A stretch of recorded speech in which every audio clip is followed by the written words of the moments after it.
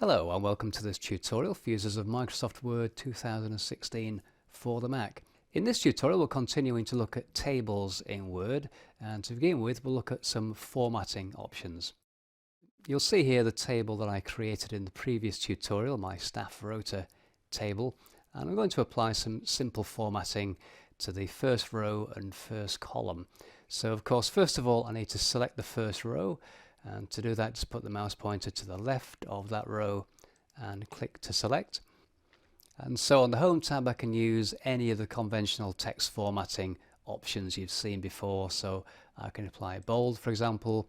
I can change the font size by using the increase and decrease font size buttons, or select a particular font size from the drop down there. So text formatting within a table is no different to text formatting anywhere else on the document, and I'll apply the same formatting to my names. I'm simply going to use the format copier here, so I'll click on the word Monday there, click on the format copier, come back to the first column, and I'm just going to click and drag down those 4 cells, release the mouse button, and there we have the formatting applied. Now to deselect I'm simply going to press any arrow key on the keyboard. I want to modify my staff rota table and be able to see AM and PM sections for each day, so I'll need to split each of these columns into 2. So I need to split all my data cells, but I don't want to split the first row of course, so I'm going to leave the cursor flashing away there in the second cell along in row 2, and I'm going to come to the keyboard and apply a shortcut for selecting and navigating, and that is holding down the Alt and the Shift key and pressing the End key on the keyboard. You'll see there the entire row is selected apart from of course the first column, and keeping the Alt and Shift key held down I'm going to press the Page Down key, and that selects the remaining rows as you can see. So remember that keyboard combination: hold down the Alt and Shift key, and then you can use the navigation keys Home, End, Page Up and Page Down to select large blocks of cells within a table. Now with those cells selected I'm going to go to the Layout tab and then come across to the Merge section, and here I'm going to click on Split Cells, and you'll see here in the dialog box that Word has already guessed I want 10 columns. I already have 5 columns of course, and I want each one splitting into 2, so that's a good guess. If you did want more for some reason, you can simply use this dial button to increase or decrease the number of columns, or you can type in the value directly. I don't want to split the rows of course, so I'll leave that number at 4. And the final option here, Merge Cells Before Split, is something that I don't want in this case, but I'll show you what happens if I do leave that checked. So if I click OK now, you'll see that Word has made a bit of a mess of my data, and although I've got the number of columns I want, I don't have the layout that I want. So I'm going to undo that with Ctrl and Z, and let's go back to the Split Cells dialog, and this time I will remove the check from that option and then click OK, and you'll see there that my yes data remains exactly where it was, but I now have an additional column for each day, so I have an AM and PM instead of a full day. So I need to add an indicator now as to which is AM and PM, and I'm going to click in that cell, row 2, and now go back to the Layout tab again, and I'm going to insert a row above. So click Insert Above, there's the new row, and it adopts the number of columns from the preceding row, in this case the row below. So I can now click in that row 2, that new row 2, and type in AM, tab across, type in PM, and now I can just use the mouse to click and drag across and select those existing entries. Ctrl C on the keyboard to copy, and then click in the first cell for Tuesday, type Ctrl V for paste, and just repeat that all the way along. So I have my new row 2 populated with AM and PM indicators, and I can then go ahead and populate the table with the appropriate information so people know where they'll be working. So for example, perhaps I would rather have Tom come in on the afternoon of Monday, and I can just move that yes across there to the PM box instead of the AM box. I'd like to apply a bit more formatting to this table, so I'm going to select those first 2 rows, click and drag to select those 2 rows there, and now I'm going to come back to the Table Design tab, come across to the right, and the shading option is what I'm looking for. If I click on the drop down arrow there, you'll see all the built-in colours, the theme colours and the standard colours, and you can also get more colours by clicking on the more colours option there, and that will give you a wider range of colours to choose from. So you have the pencils, or you have this colour wheel option here where you can click and select any colour that you like. So I'd like a light yellow colour, so I can use this option just to drag that indicator around, and you'll see at the bottom left there the preview of the colour. So I'm going to go for something sort of pale yellow, which that isn't exactly accurate, but that will do for this demonstration, and then click OK. And if I now press the arrow key again to deselect, you will see the result of that. I'm not very impressed with that, so let's reselect those two rows, go back to shading, choose more colours, and this time let's go back to those colour pencils, and I'll choose this light yellow down at the bottom row there. Click OK, again press any arrow key, and I'm a bit happier with that. It certainly makes the top rows stand out more clearly as headers and not part of the table data. As well as applying these basic formatting options, you can also automatically format a table using some built-in table styles. And when you apply these styles, all you need to do is make sure that again you're clicked anywhere at all in the table. And you can see there the cursor flashing away at the beginning of row 2. Come back to the table design, and you may have seen already this large range of built-in table styles. If I click on that drop down button just below there, you will see a much wider range as well. And if I scroll down, you will see the full range of formatting options. Quite a lot to choose from, so let's pick one. Let's go for this blue colour here, this grid table 4, accent 5, and apply that style.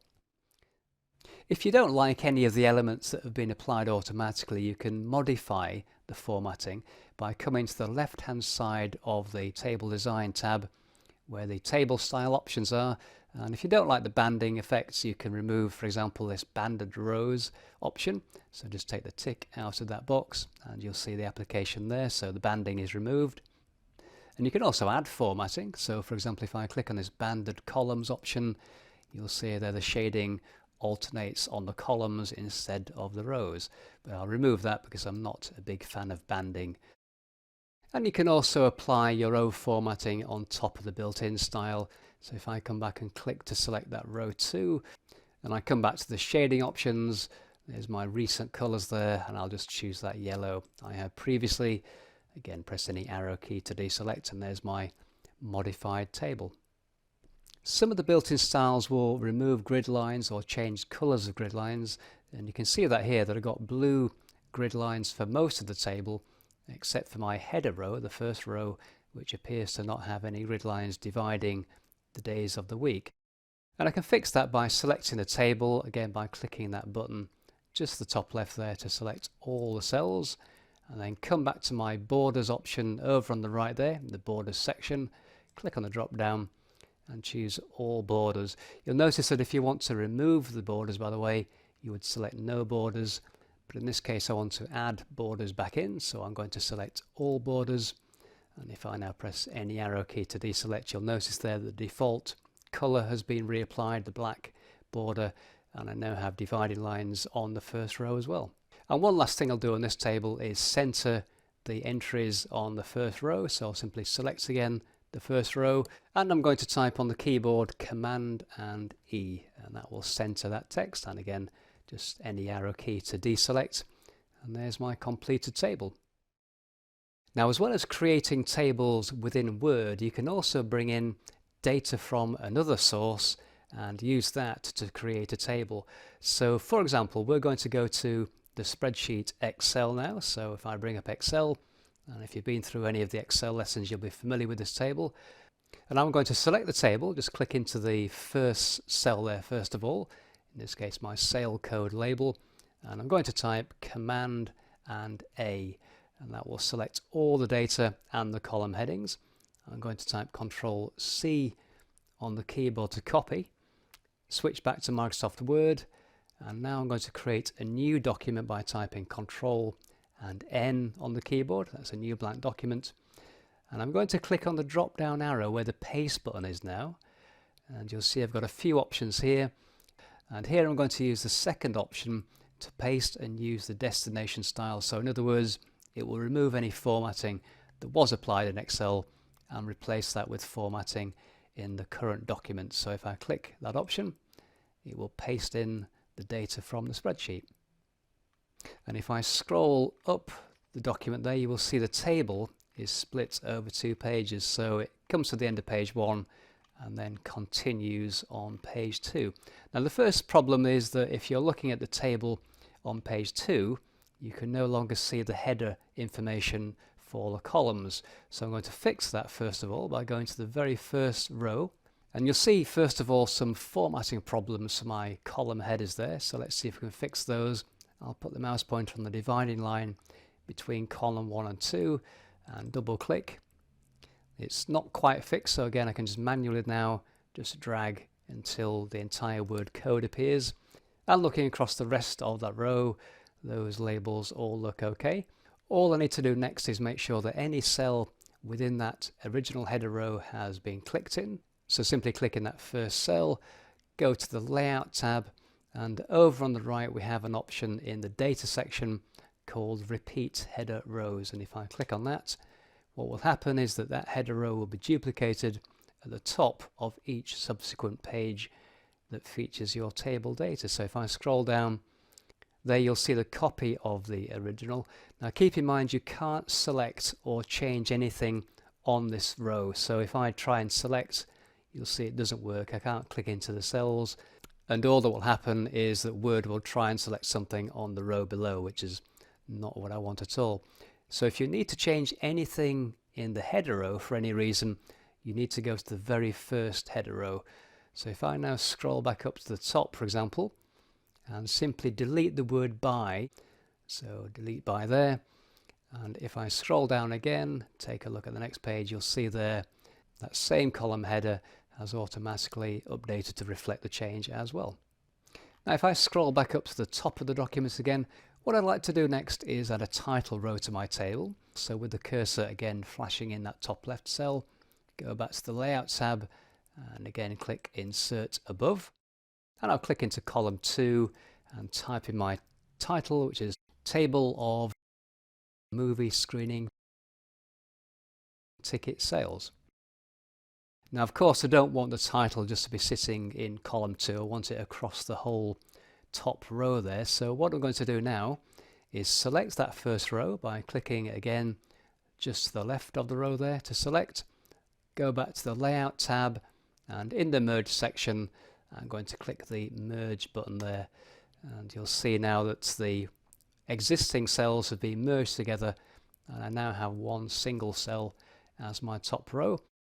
I can then apply some additional formatting. Again, I'm going to center that text horizontally and vertically by clicking in the alignment section, that middle alignment button there, align center.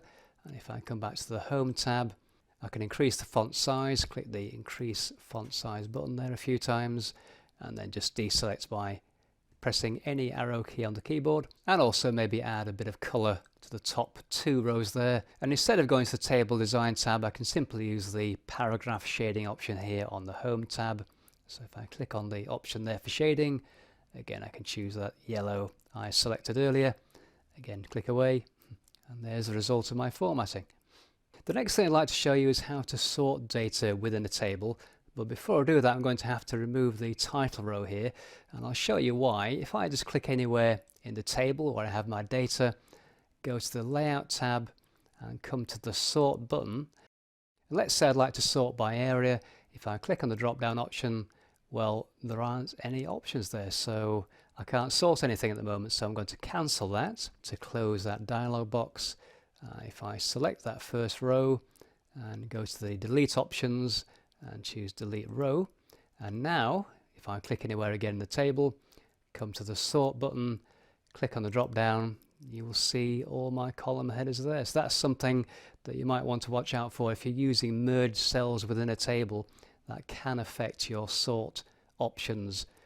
However, now I can simply select area and click OK, and that will sort A to Z my area column. And if I just press any arrow key to deselect, You see I have east, north, south, and finally of course west. So that has sorted my area. Let's apply another sort then. So if I click again, make sure I'm anywhere in the table.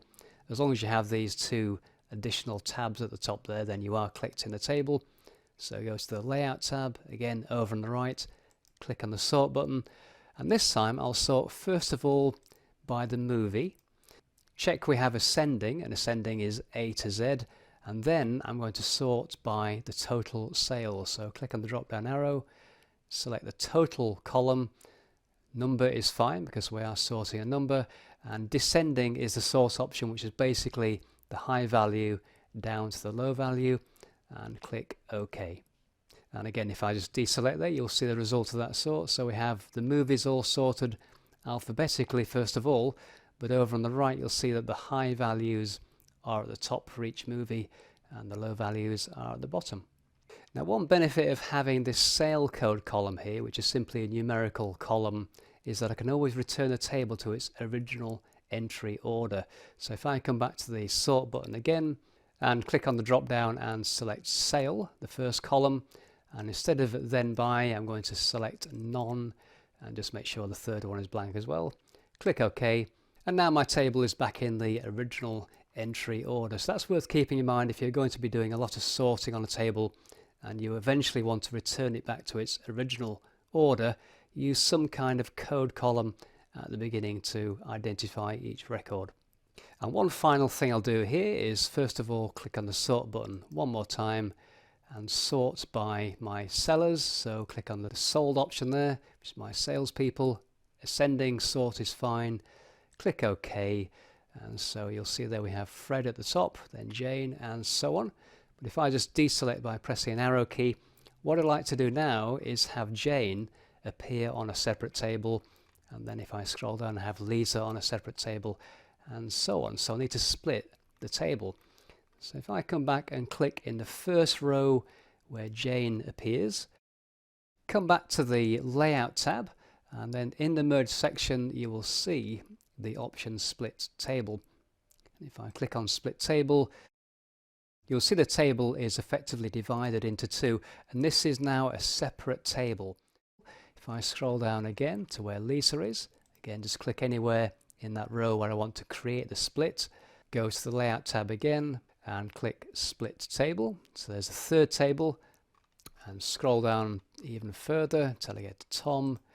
One more time, come to the layout tab, click split table, and so now I have four tables, one for each member of staff, but I only have one column heading. So what I'm going to do to fix that is select that column heading, and with the header row selected on the original table, I'm going to right mouse click this time and choose copy. Scroll down to the beginning of my second table where the split first occurred, and then select the first row and then right mouse click, choose paste rows, and that will paste the header row above that selected row. Scroll down again, click on the first row of my third table, right mouse click, again paste rows, scroll down one more time, and finally get to Tom's table at the end there. Again, click to select the first row, right mouse click, and choose paste rows from the shortcut menu. And there are my completed four tables that I can analyze individually if I want to. And as I scroll back up, you'll see that Lisa's table is split across two pages. I might want to fix that by clicking above that table and typing Command and Enter on the keyboard, and that shortcut creates a new page. And my first two tables, of course, are now on page one. So that concludes this look at tables in Microsoft Word. I hope you found some things there that are useful and you can apply to the documents that you're working on. But in the meantime, thank you for watching, and I'll see you next time.